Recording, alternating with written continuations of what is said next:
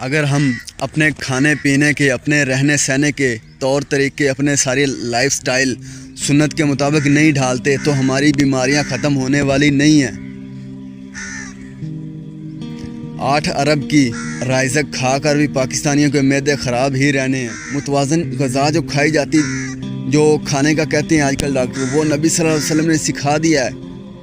1400 سال 1450 سال پہلے ہی سکھا دیا ہے کہ متوازن غذا کھانی ہے، کوئی بھی چیز زیادہ نہیں کھانی اور کم ہو جائے تو کوئی زیادہ مسئلہ نہیں ہے۔ تو برائے مہربانی سنت کے اندر صحت بھی ہے، شفا بھی ہے اور ثواب بھی ہے۔ ایک سنت کو زندہ کرنے کا 100 شہیدوں کے برابر ثواب ہے۔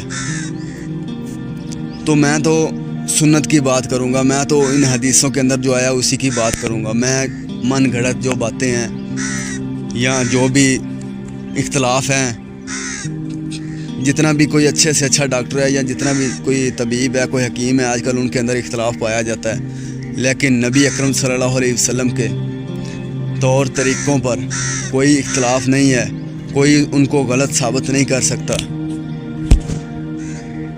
تو ہم کیوں اس میڈیکل سائنس کے پیچھے بھاگ رہے ہیں جو کہ سائنس نہیں ہے؟ آپ دیکھیں نا، جو چیز ہمیں نیچر ہماری فطرت کے قریب نہیں لے کے جا رہی، ہماری فطرت سے دور لے کے جا رہی ہے، وہ کیا سائنس ہو سکتی ہے؟